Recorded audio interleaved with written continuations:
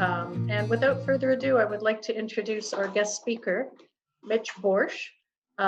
Mitch is an equity consultant with the Hamilton Wentworth District School Board in Hamilton, Ontario. And his work has seen him involved with Two-Spirit and LGBTQIA+ PD training and system work on equity and inclusive schools using an anti-oppressive framework. So over to you, Mitch. Welcome. Thank you. Thank you, Suzanne, and thank you to CASBA for hosting this Lunch and Learn. Welcome to all the CASBA educators and other people from international locations that we just saw in the chat before the meeting started. Today's presentation is officially called Making Ally a Verb, the inclusion of Two-Spirit and LGBTQIA+ peoples. I will get to that acronym in a moment. So don't sweat if it looks new to you. Like Suzanne said, my name is Mitch Borsch. There's one of my cheesy headshot photos that I've had to start providing to people as I do more and more of this work. My pronouns are he and him. Currently, I am an equity consultant with the Hamilton Wentworth District School Board. So my work finds me doing everything from helping create all gender washrooms and doing equity walks of schools to find the best place to locate these facilities, to helping teachers in the classroom with navigating how to help and support transgender students, to creating policy and procedure to make changes at the system level. I'm also doing some work with other equity consultants around a project that we have called Learn, Disrupt, Rebuild. It's looking at anti-racism and anti-oppression. So looking at all the equity-seeking groups and the sovereign nations of Indigenous peoples, looking very much from a colonial framework of how those groups have been marginalized and oppressed. I am an openly transgender educator, so I came out at my school 6 years ago. We had a short, brief assembly on the first day of school in which I went from being Mrs. Borsch to Mr. Borsch for the entire student population to hear. And the reason I chose to do it that way is so that I could control the narrative of my own story.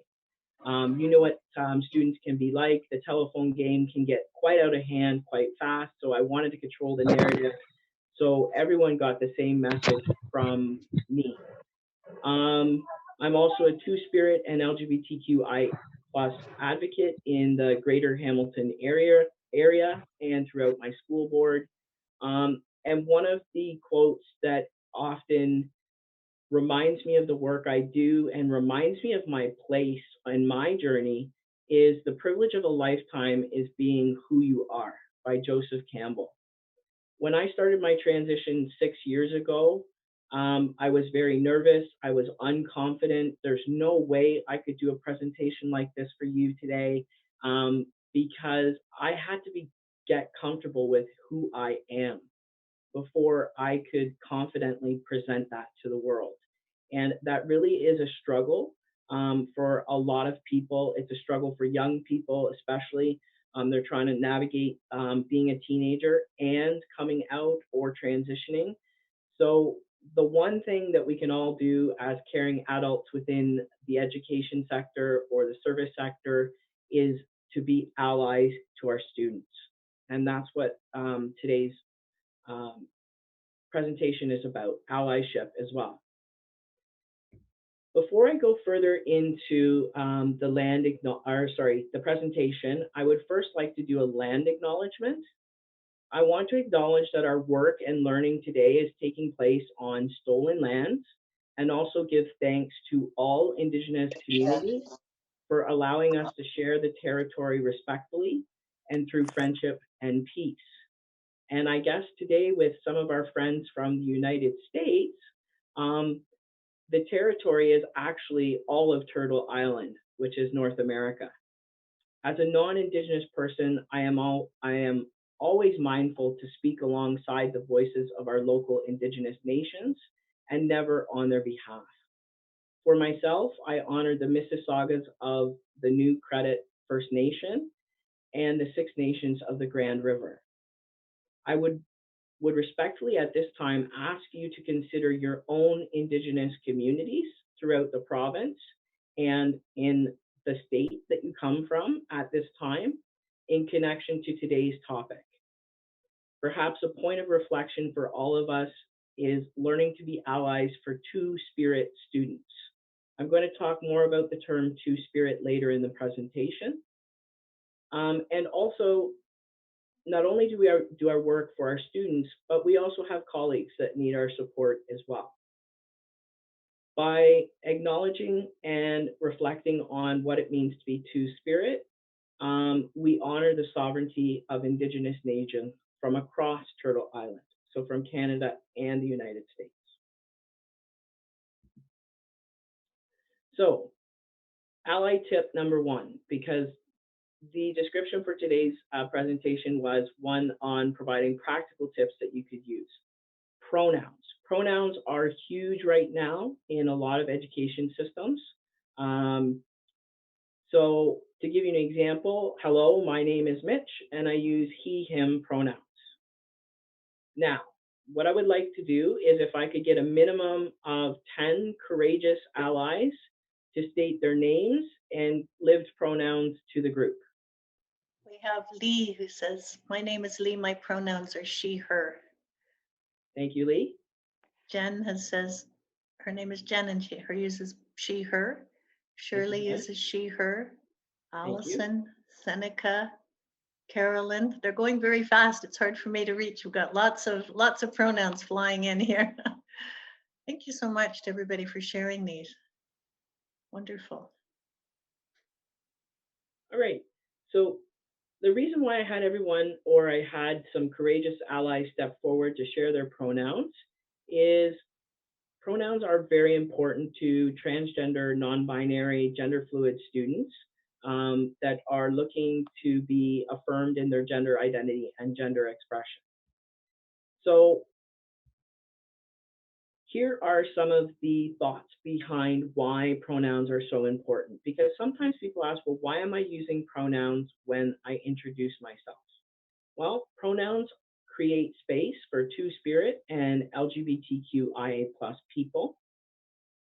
It opens up conversations to be safer and inclusive.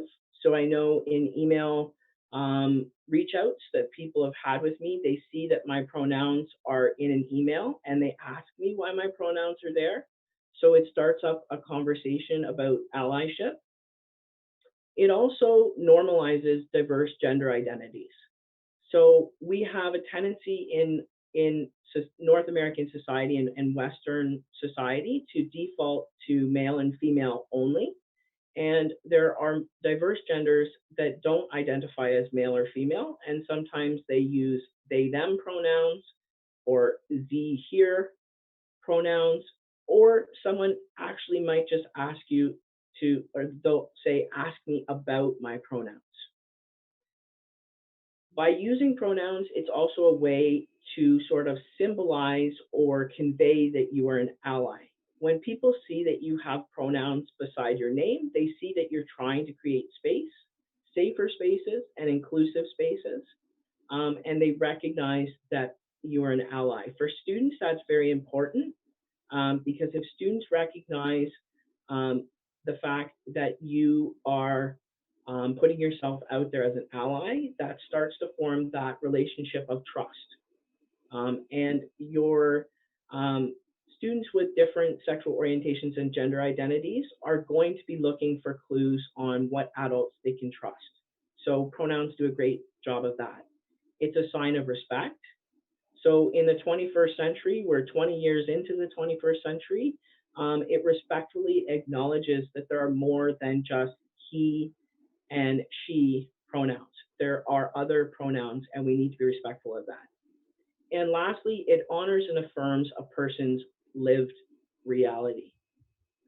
So I have a little suggestion or a little challenge for you right now. If you haven't already done so, if you just want to take a moment and hover over your name in Zoom, anybody who feels comfortable doing so, please insert your pronouns beside your name on your screen name.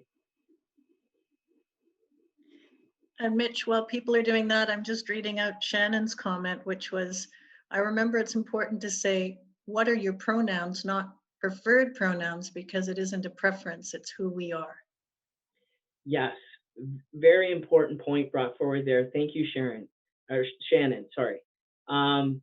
Yes, when we're referring to pronouns, we never say, what are your preferred pronouns, because that denotes a choice. I didn't choose to be transgender as a lifestyle choice.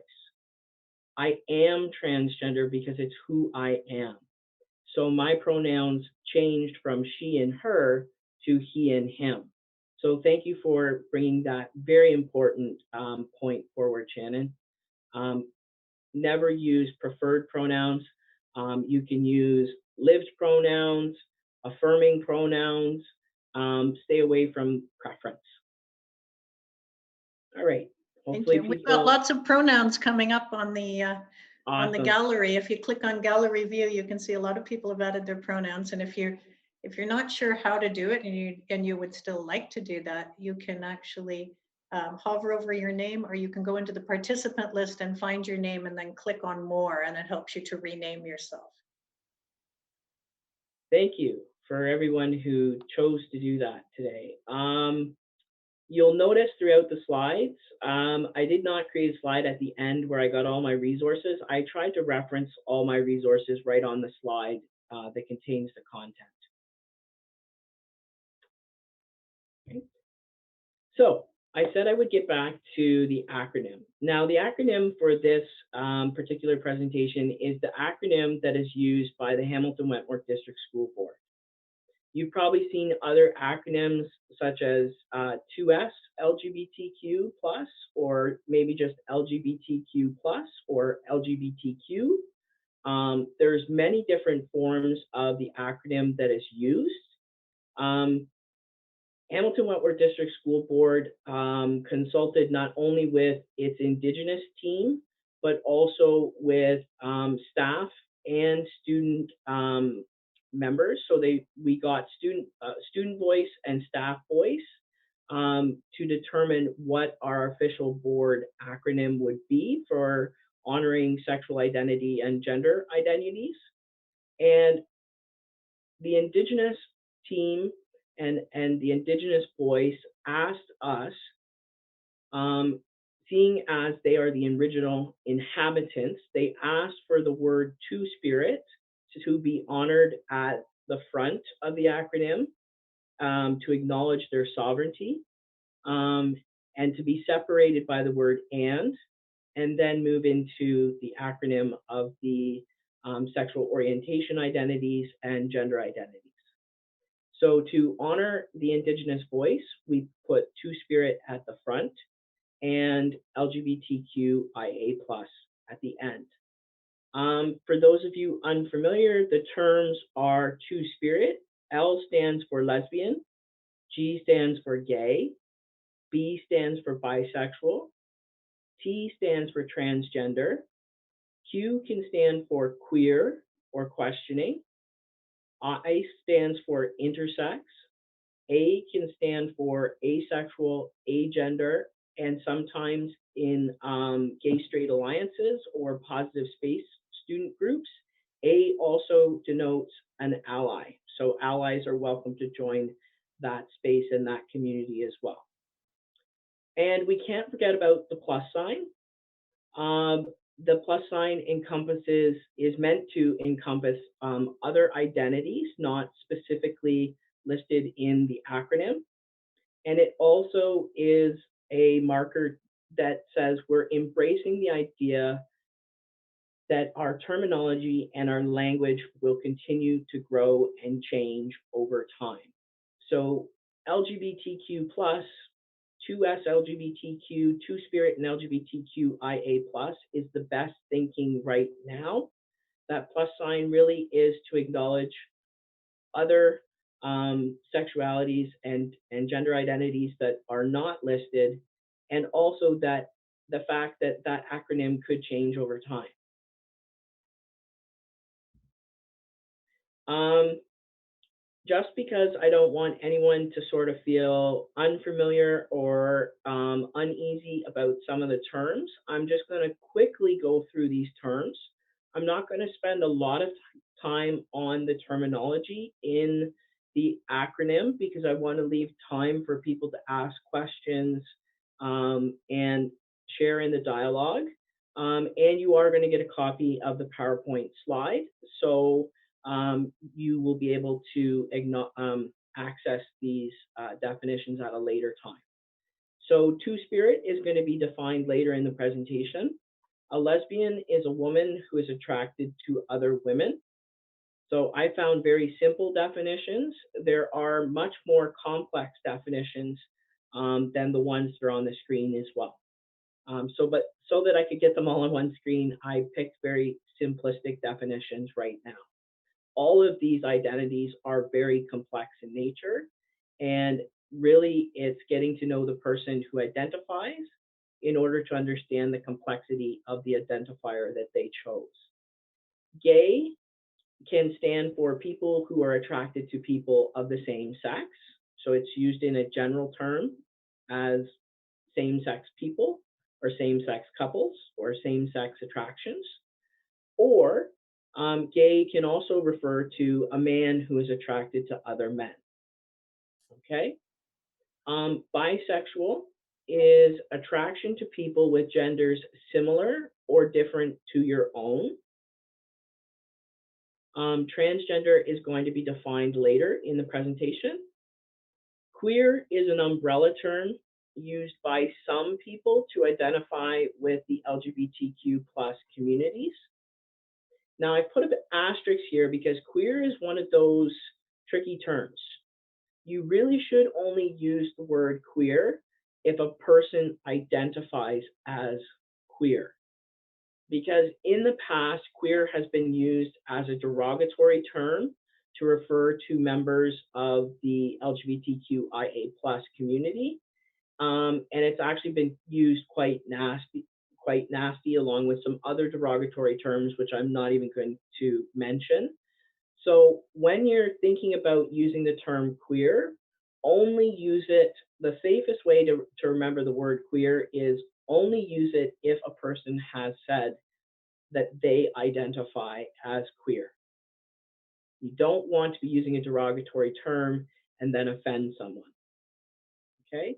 Intersex is going to be defined later in the presentation. Asexual is a person who does not experience sexual attraction.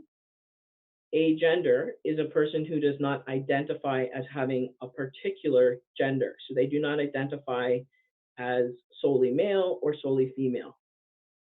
The plus sign, like I said before, indicates a lot of other terms that are not included in the acronym.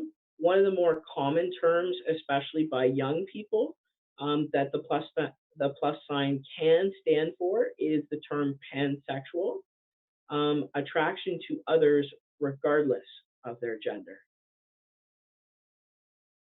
So I wanted to make sure that I did a quick run through, but not go into too much depth because I need to make sure I get through the PowerPoint presentation for you today and also give you time to ask questions and have discussions. So one thing that we do in society is we often interchange the words sex and gender, but they're actually not interchangeable. Sex is biological in nature, and your sex is assigned at birth. Gender, on the other hand, is a social construct. Society has created concepts of gender norms, gender roles, gender binaries. It's a socially constructed term to describe a person's sex. And for a lot of people, gender is not static. When you think of sex, you think of very rigid personalities or presentations, masculine, feminine, male, female. Gender is not always a static term. For some people, it can be actually quite fluid in nature.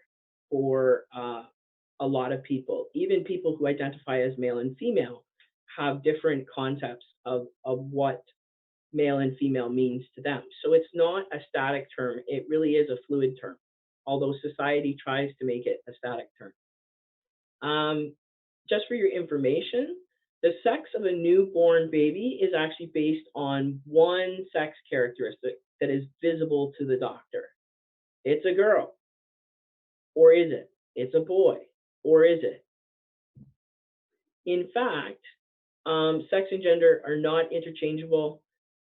There are 5 dominant sex characteristics that determine the sex of an individual. 4 are invisible and not used to pronounce the sex of a newborn. So the 5 sex characteristics, without getting into a huge biology lesson today, is a newborn's genitalia, their chromosomes, their hormones, their gonads, and their secondary sex characteristics. These are the 5 dominant sex characteristics that actually determine a sex of an individual. But there's only one, the visible one, that is used to determine a baby's sex. So the doctor pronounces it's a girl based on the physical appearance of the baby, and they get a pink hat, they get a pink name card, their parents start thinking about female names, and their sex instantly becomes genderized. And in fact, if we start to think about gender, we're now genderizing people before they're even born. And I speak to that a little bit in the next slide. Gender has become the narrative, the story, the basis point on which society describes a person's sex. We don't often, say you identify as female according to your sex. We usually refer to gender, not sex. So gender has become so ingrained into society that now it comes before a child is born. So I said the doctor tells you in the delivery room, it's a boy, it's a girl, but because society is become so preoccupied with gender, we now have gender reveal parties. So as soon as those parents get that ultrasound, that picture of the baby in the woman's stomach, they have gender reveal parties, and so people anxiously wait online to find out, is it a boy, is it a girl, and then they have these gender reveal parties before the baby's even born. The problem with gender reveal parties is you're basing it on 1 out of the 5 sex characteristics. And sometimes that one indicator is not accurate because there are 4 other indicators that are invisible. But gender roles, gender norms are also based on sex. Okay, so when you think of jobs, when you think of toys, when you think of colors, we have a tendency in society to go to either male or female, boy or girl. So when we think of jobs, and I throw out a job like a nurse, intuitively our brain goes to seeing a female nurse. But we know that more and more men are becoming nurses. When you think of a construction foreperson or construction job site leader, you often think of a man with a hard hat on. Our brain kind of makes these intuitive leaps because society really has embedded the idea of gender roles and gender norms. And colors. Teachers, especially elementary teachers or just teachers in general, educators in general. We have this, when classes are created and we try to balance how many boys and how many girls are in a class, and we're making nameplates, for example, for lockers and things like that when we're actually in school in normal classrooms, there's always been the tendency to go towards pink name tags or blue name tags. Pink for girls, blue for boys. Those colors don't always match up to a little person's identity of who they are. Um, I had a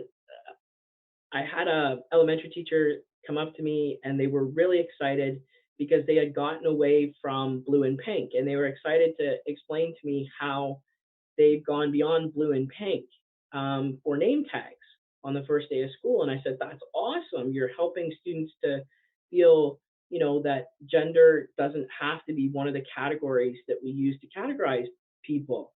And I said, so what colors are you using? And they said, well, I've got yellow and I've got green. I said, so let me guess, the girls are yellow and the boys are green. She's like, how did you know? And I said, because lighter pastel colors are often, except for baby blue, lighter pastel colors are often associated with girls, and darker, bolder colors are often associated with boys. So yes, you moved away from the pink and blue binary opposites, but you still kind of picked colors that are opposite each other in terms of intensity. One is more softer, one is more bold and dynamic. I said, how about you just use like every color of paper you have and just start at the top of your list and go down the list. And if a girl's name happens to land on a blue name tag, go with it. It shouldn't matter what color it is, it's a name tag. We also have to deal with a lot of gender stereotypes in society. So we still have a lot of people that believe being a tomboy is a phase, and that girls will grow out of dressing like a boy, whatever that means. And we often still have a lot of phrases in our society that reinforce the gender binary. Like, for example, and this is a part of a little bit of toxic masculinity as well, is the idea of man up. What does that really mean? What are we really trying to convey there? So we're telling another man to be more manly. What does that mean? Shannon had posted that only a few states in the US allow parents to document their newborn children as non-binary. Not sure about Canada. And Ananda said, there have been babies in BC and Ontario since 2017 who have received a gender-neutral birth certificate with a U or an X, but not all provinces have. Yes. For example, like the day after I went and renewed my driver's license was the day Ontario decided that you no longer have to have either a M or an F on your driver's license, because it's a piece of photo ID. So your picture is there and your name is there. If you're being pulled over for speeding, your gender or sex has nothing to do with your speeding. So literally the day after I was getting my driver's license renewed, they said, oh, if you could only come tomorrow, then you could have no gender on your driver's license if you wanted to have no gender on your driver's license. I said, well, I've actually spent a long time waiting to become a man, so I'll gladly take the M, please. So some transgender people are anxious to get away from masculine and feminine or male and female. Some transgender people are eager to get to the other side of the binary, if you will. So in North America, we construct gender to describe our sex. Now we have this problem of unlearning the gender binary because there are diverse sexes and genders. For example, a naturally occurring third sex is intersex. In the past, sometimes this was referred to as being a hermaphrodite. A hermaphrodite is one of those derogatory terms that's really not used anymore by anyone. The term for a third sex is intersex. And there are approximately 1.7% of the people of the population in North America are people that are born with reproductive or sexual anatomy and or chromosome patterns that can't be classified as typically male or typically female. In other words, their sex characteristics are a mixture, whether it's their internal reproductive organs or external reproductive organs or their chromosome patterns. They do not read 100% as male or 100% as female. And so intersex has been around for a long time. We just don't often stop to think about it. And like I said, and the reason why I put it in red is 1.7% of the population is estimated to be intersexed, and approximately 1.7% of the population also has red hair. So that's why I threw that in there as a visual reminder. I'm a visual learner, so I put intersex in red. And I also wanted to emphasize that it is a naturally occurring third sex. But when the doctor pronounces that the baby is a girl or a boy, they make that visual diagnosis on what they see. And when in fact, the chromosomes and internal anatomy, sexual anatomy, could be presenting as intersex. So sometimes mistakes are made when a child has their sex pronounced. And so we just need to be aware that there actually is a naturally occurring third sex, and that's known as intersex. Did anyone have any questions on that? Or There was a point earlier made about the colors.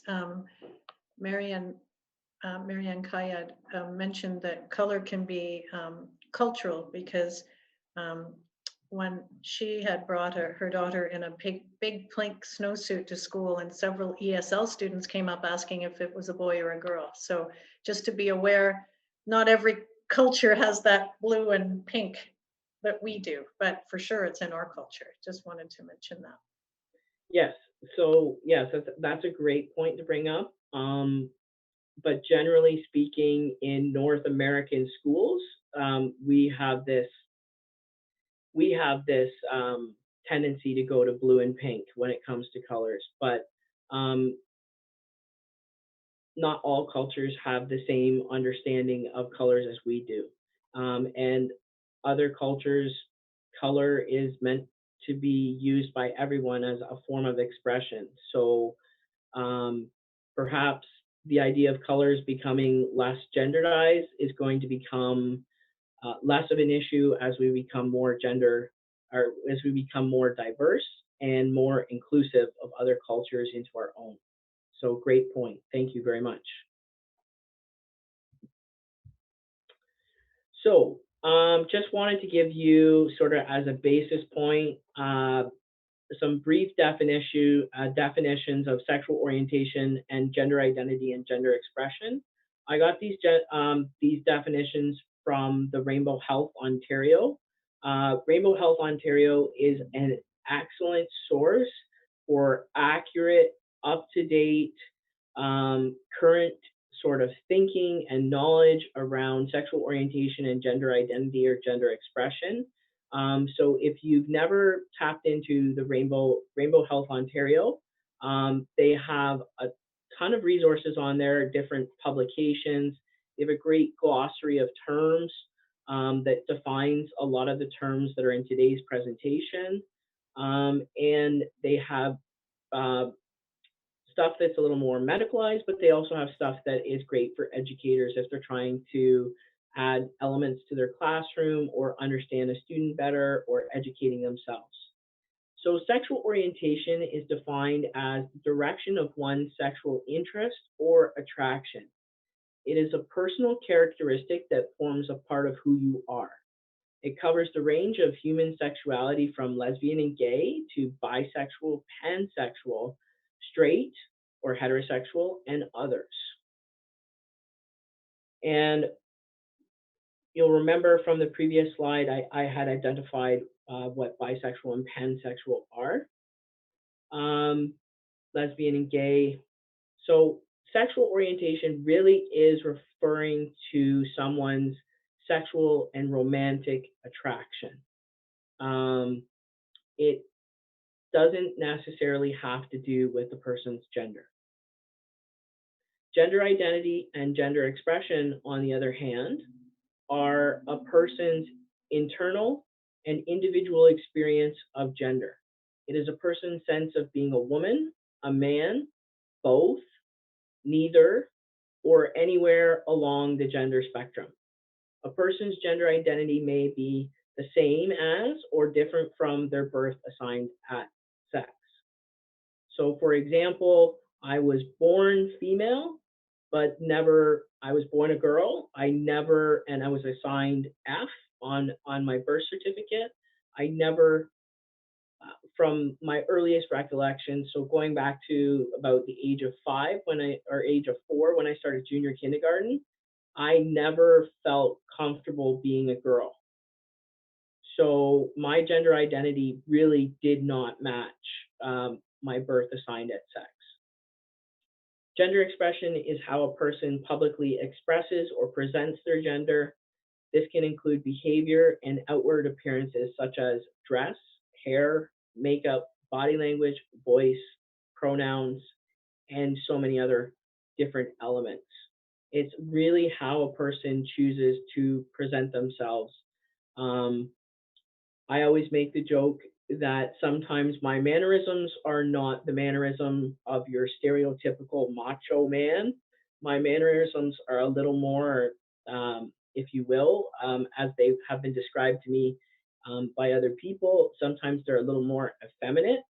And that's probably due to the fact that I was a woman for 38 years and I've only been a man for 6 years. So I can't just turn off that part of my gender identity and my gender expression. But sometimes I stand out in all male environments because, and sometimes I actually get identified as being gay because other men perceive me because of my mannerisms and my expressions and the way I express myself, and they read it as gay. So it really does depend on the person and their experience of gender. I like to think of myself as man 2.0. I'm sort of a hybrid male because I can't turn off that 38 years lived experience as a woman. Next, just to give you a better conceptualization of the gender spectrum, often when we think of gender in North America, we think of male and female. When our thinking has shown us in the last, I'd say 15 to 20 years, for some people earlier than that, that gender is actually a spectrum.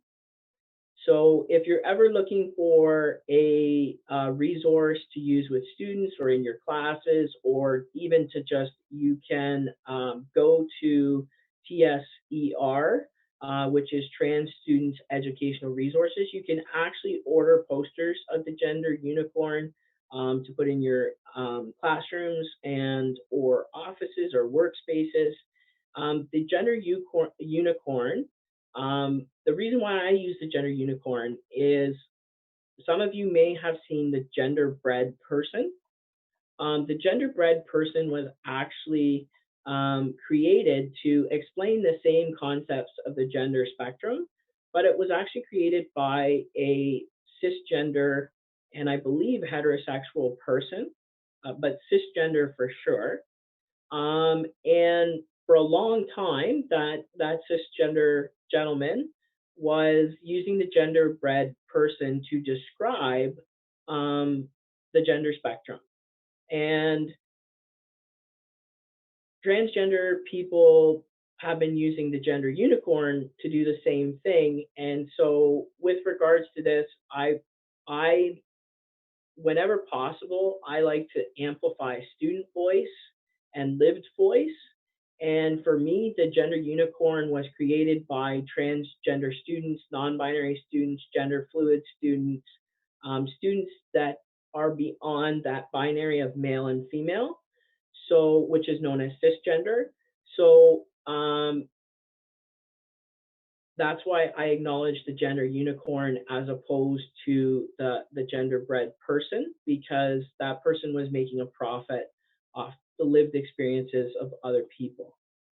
So if we look at the gender unicorn, the rainbow sort of indicates your gender identity. So your gender identity is how you conceptualize yourself inside your head or think of yourself. Sometimes it's female or woman or girl, male, man, boy. And then there's a whole other variety of gender diverse identities that are not completely masculine or feminine. They move away from that opposite binary to a much more fluid. So that's why the arrows on the gender unicorn diagram are just that, they're arrows, because a person could feel this much female and that much masculine. It depends on each person. It's fluid in nature. Gender expression is the green dotted line that goes around the entire unicorn. And that's how you present yourself to the world. You either present as feminine, masculine, or they put the word other, but a different, as another gender that is not completely feminine or completely masculine, or it could be feminine one day and masculine another. Gender fluidity is not the same for every person. The DNA helix is towards the latter part, on the bottom part of the torso, and this refers to the sex you were assigned at birth. So the female, male, and other are intersex, as I just finished describing. The heart, the yellow heart and the red heart are the indication of being physically attracted. So within the gender spectrum, you could be attracted to women, you could be attracted to men, you could be attracted to both, you could be attracted to other gender fluid people as well. And the same with emotional attraction. So the attraction can be to men, it can be women, it can be both, or it can be to people with gender fluidity. Does anyone have any questions with regards to the gender unicorn?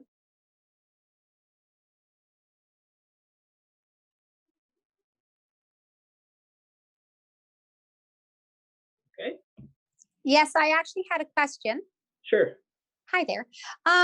When we're talking about gender fluidity, could you, I suppose, give your definition, and I'll ask you why. I'll tell you why. I had a student that identifies as transgender and has, I don't have the proper language to explain, but I guess was born a girl and has transitioned into a male identity. I guess I don't know if you can correct my language, but we have another student that I believe would be described as questioning, so has moved back and forth from one gender identity to another. And the first student I spoke of has been very upset because they feel that once somebody has made that decision, that you don't move in and out. So that is what I would think would be gender fluidity. But I'm just wondering if you can correct my language and my understanding. Thanks. Okay, so I'll give it my best shot, because there's no 100% when it comes to gender identity. It really does come to the individual person. Prior to the word transgender was the word transsexual.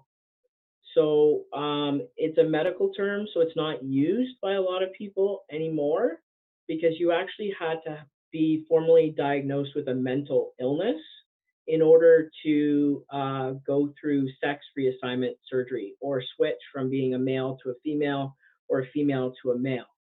So I just throw that out there as another thing to think about. But transgender, generally speaking, for most transgender people, and I say most because not all transgender people, because transgender has now become an umbrella term, which we're going to talk about in a minute. Transgender, for me or for other people that I know who identify as transgender, the reason why we picked that particular gender identity is to give people a clear indication that we wanted to go from, like in my case, I wanted to go from being a woman to a man, or if you want to go from a man to a woman. However, transgender for some people means they're, they're more masculine one day, they're more feminine another day, and their gender identity and their gender expression can be fluid in nature. Having conversations with students can be tricky because it's sort of trying to explain to them that not everyone identifies the same way as you do. So whereas you use the word transgender to indicate that you're moving from male to female or female to male, another person is using it as a term so people can understand that their gender identity is not defined. It's fluid in nature. Does that answer your question, Ivy? Yes, it does. Yes, thank you. They are tricky conversations to have, especially with younger people. Getting them to understand that what they choose to identify with isn't necessarily how another person defines what transgender is. For some people, it means gender fluidity. And in the next slide, I think that'll become hopefully not more confusing, but a little more clear. Yeah, and I just, you know what, so it sounds like I wanted to use the term gender fluidity with the student that was upset. And I just wanted to make sure that the way I was going to use that was accepted, and it sounds like it is. So thank you. Yeah, another term that you could use to help describe gender fluidity is that other student is choosing not to identify as a gender binary. So they're gender non-conforming or binary, non-binary. In other words, they don't think of themselves in male terms or feminine terms. They're non-binary, they're fluid. Does that make sense? Yep, that's very helpful. Thank you. Okay, awesome. I threw this slide in here because this term is now starting to be used widely in mainstream society and throughout education. And I'm often asked by a lot of people, why am I now, so not me, the other person's asking me, why am I now referred to as cisgender and heterosexual? Why have I been given another identifier? I'm just a woman, I'm just a man.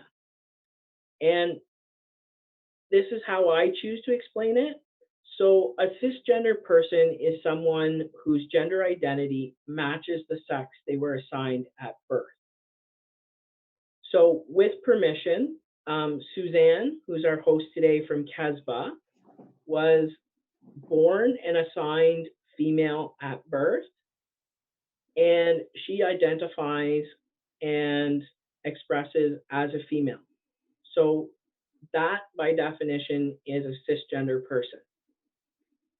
A transgender person is someone whose gender identity is different than the sex they were assigned at birth. So I'll use myself as an example. I was born a girl, but even from a very, very young age, I did not want to be a girl. I wanted to be a boy.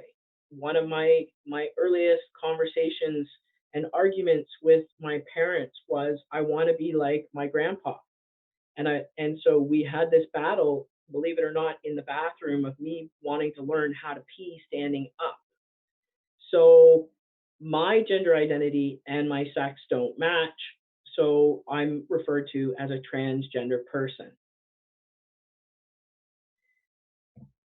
However, when we're talking about gender diversity, it's more than just cisgender and transgender. So you'll see the umbrella on the left is cisgender, and under cisgender, you can have a cis woman or a cis man. So a cis woman is someone who's born and identified as female, and then expresses themselves as a female throughout their life. Cis man, their sex at birth was male, and they continue to express themselves and identify as a man. That's cisgender. Cis literally comes from the Latin word. It's a Latin word, which basically means on the same side of. So cisgender is used for a lot of reasons. One of the reasons why cisgender is used is to normalize other gender diversities. So if I'm transgender, I want to be able to say that Suzanne is cisgender so that I'm not thought of as other, abnormal, deviant. So just like we have heterosexual, and then we have all the diverse sexual orientations, it creates a sense of normalcy. So people with other sexual orientations are just as normal as someone who is heterosexual or straight. That's why the term cisgender is now being used, so that there's this normalcy. And to speak to your student, and maybe this slide will help you when you're talking to your student, Ivy, is transgender is actually a really umbrella term, a really huge umbrella term. It can refer to a trans woman or a trans man like myself that want to go from one end to the other. Or underneath the transgender umbrella is also another fairly large umbrella known as the non-binary umbrella. So you can have identifiers like gender queer, gender fluid, bigender, agender. Sometimes people will say, oh, you know that person over there that is kind of androgynous looking. So you're not sure if it's male or female expression that they're going for. So a non-binary gender expression can be a mixture of male and female. They could be blurring the male and female gender lines, or they could be more feminine one day, or more feminine for a month, more masculine for another day or another month. It can happen in periods throughout their life. And so this concept of gender diversity and gender fluidity is one that is constantly evolving. And if you were to ask 5 different people who identify as non-binary, you could possibly get 5 different definitions of what non-binary means to them. Just like if you talk to 5 people that are transgender, you'd probably get 5 different definitions of what transgender means to them. So it's really trying to understand what your student or colleague identifies with, and then acknowledging and following their lead.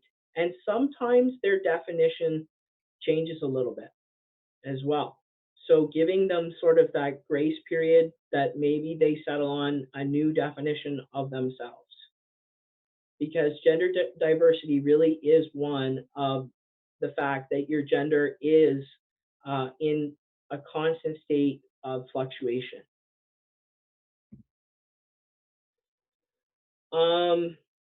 Two-spirit. Two-spirit, as I explained at the beginning, is a term that is reserved for Indigenous people only. So if you do have a student and they're looking for a term that speaks to their gender identity, Two-spirit is reserved for Indigenous people only. And there's a lot of controversy from various Indigenous nations on what two-spirit actually means, and whether or not two-spirit accurately represents their nation or their clan. But as a non-Indigenous person, I feel, and my board, so the Hamilton Wentworth District School Board, feels that we need to honor the identity of two-spirit individuals and just the conceptualization of a two-spirit individual within the Indigenous culture. So this was taken from Out Saskatoon, which is a great Indigenous resource on the Two-Spirit identity. Two-Spirit is meant to be an umbrella term that points to important roles that Two-Spirit people had held prior to colonization. However, as an umbrella term, specific teaching, roles, meanings, and language must come from the community.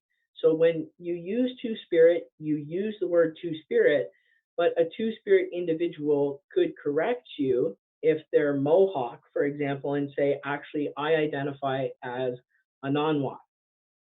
I have a pattern of two spirits inside my body. And the complexity of Two-Spirit is ongoing because the teachings, roles, and responsibilities for a Two-Spirit person differs from community to community and throughout time. There are a lot of Two-Spirit, so there are a lot of stories and definitions around the concept of Two-Spirit being a identity that is imbued onto an Indigenous person from the Creator. And at some point in their life, they choose which of the two spirits are a part of them to honor, and that's how they present themselves. And that can change throughout their lifetime. So one of the teachings is a very ancient, thousands of years old teaching. And then sort of on the flip side, young people in Indigenous communities that are trying to reclaim their culture, trying to find their culture, discover themselves, have reclaimed the concept of Two-Spirit as an umbrella term, which literally means the LGBTQIA plus communities.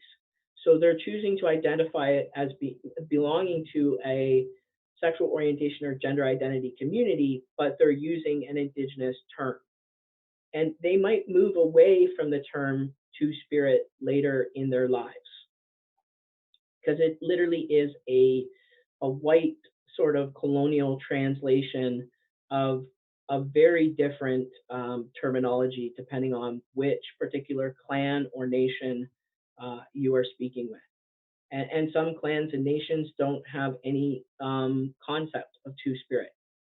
So as complex as gender identity and gender expression is, Two-Spirit is an even more complex understanding. And I am not even going to attempt to try to explain it in any further detail because being non-Indigenous, I want you to reach out to your local Indigenous communities if this is something that you feel you want to learn more about, and get the voice of a Two-Spirit individual or the voice of an Indigenous community that surrounds you. So, allyship.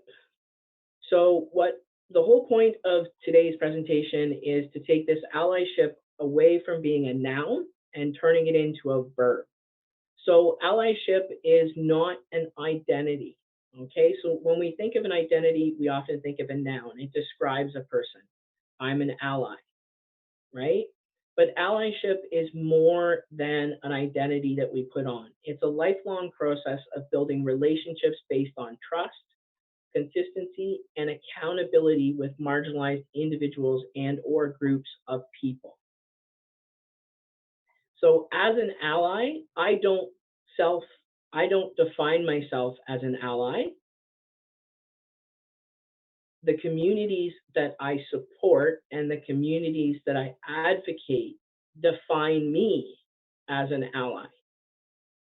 So the efforts that I put forward have to be recognized recognized by the people that we seek to ally ourselves with. Our actions and commitment are what change the definition of an ally from a noun to a verb. So anyone can throw up a safe space sticker in their classroom or office. Anyone can call themselves an ally, but to be a true ally, the people you're helping to support must acknowledge that you're an ally. And your actions and your efforts must do something to build trust and accountability with those communities. So I've got some practical tips for making ally a verb. Okay, I see a little clapping of the hands there, so I think that's a good thing. I think it's a clapping of the hands. I can't tell. One of my first practical tips for making ally a verb is to create space by offering your pronouns when you introduce yourself to others. For example, your email signature, your classroom door, office space, group conferences, online screen names like we did today. And maybe within your school or organization, recognizing that October 3rd is International Pronouns Day in Canada. So on that day, on your social media and in your different profiles, as we try to move away from misgendering people, we try to incorporate the use of pronouns more. So hashtag free to be me is actually a Canada initiative and can be found on social media on October 3rd every year. So it's actually an international day of recognition. Another practical tip for making ally a verb is challenge all occurrences of heteronormativity, the assumption everyone is straight or heterosexual. Challenge all occurrences of cisnormativity, the assumption that everyone is cisgender. As a part of this process, reflect on your heterosexual privilege and cisgender privilege. And the easiest way to think of privilege is if I don't have to think about something in my life, it's a privilege. For example, if I go to the hospital with my wife and I don't get asked 1,000 questions by the nurse or the doctor, that's a form of heterosexual and cisgender privilege. There, unfortunately, are medical professionals to this day that when two men come into a hospital or two women or someone who's in the middle of transition with their partner is denied access to them until they really make a big fuss and a big deal about being there. So a way to think about privilege is if I don't have to think about it, then it's a privilege I have that another oppressed group doesn't have. Another common example would be holding hands in public. Now, if you're heterosexual and cisgender, holding hands in public is not going to be a big deal because it's what people expect to see of a loving couple. But two women holding hands in North America, or two men holding hands, or someone who's in the middle of their transition and they're not passing as their lived identity just yet, or two non-binary people holding hands, they can draw stares, they can draw harassment, they can draw attacks from other people. So they don't have the privilege of displaying public affection. And those are just two sort of examples of privilege. So if you know that you do stuff in your life and you're never challenged on it, that's a privilege. If you know if a gay person, a lesbian, a bisexual, transgender, non-binary, someone with a different sexual orientation or gender identity tried to do the same thing as you and they would get called out on it, they don't have privilege. They're being oppressed.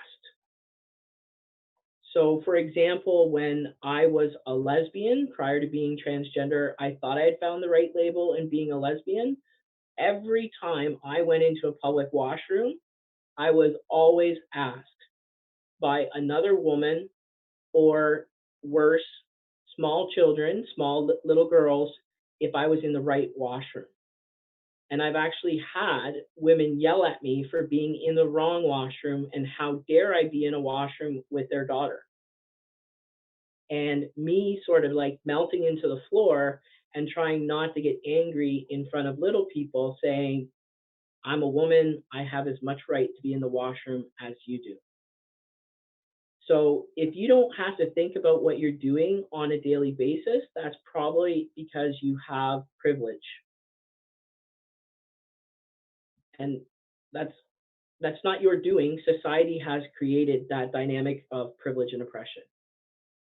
Never assume that you know a person's sexual orientation or gender identity by the way they look.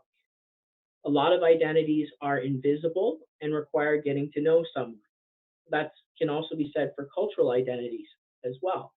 So for example, if I hadn't told you today that I'm a transgender individual, some of you might have just looked at me and said, oh, it's a white, straight, cisgender guy doing the presentation today. Wonder why he's doing the presentation. Maybe there's something there. So never assume you know a person's sexual orientation or gender identity, because often it is invisible, just like cultural identities are invisible. I can't pick an Indigenous person out of the crowd any more than I could pick an Italian person out of the crowd or a Jewish person.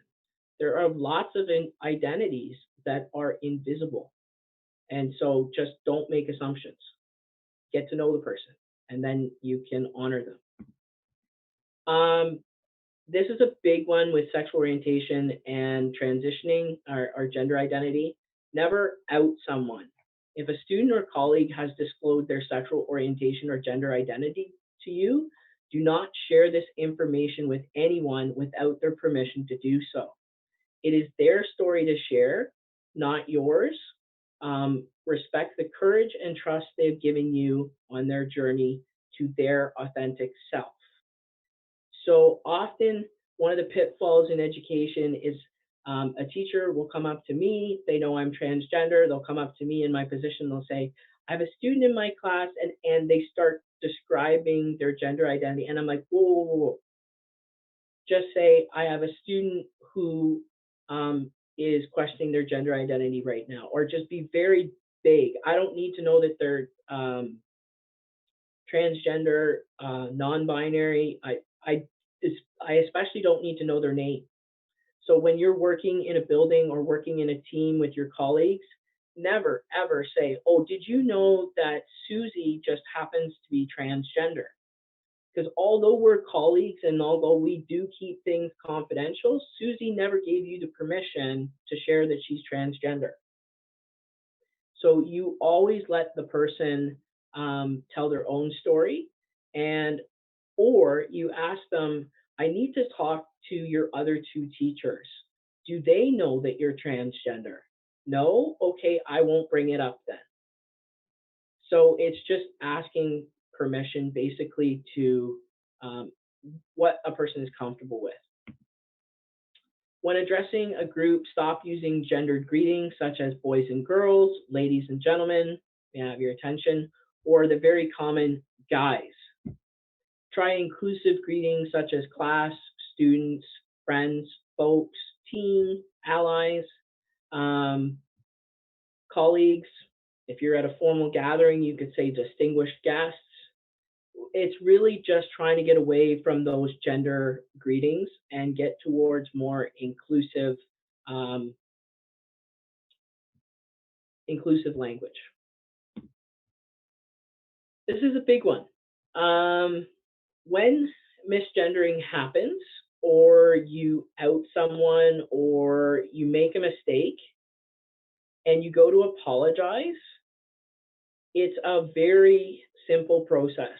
You apologize, correct, and continue your conversation in equal proportions for each step. It should flow.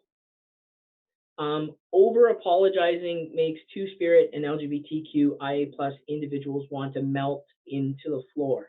Literally. I wrote that on the slide to really hopefully make you laugh and giggle a little bit, but that's what it feels like when someone starts over apologizing, which often happens when they accidentally misgender you.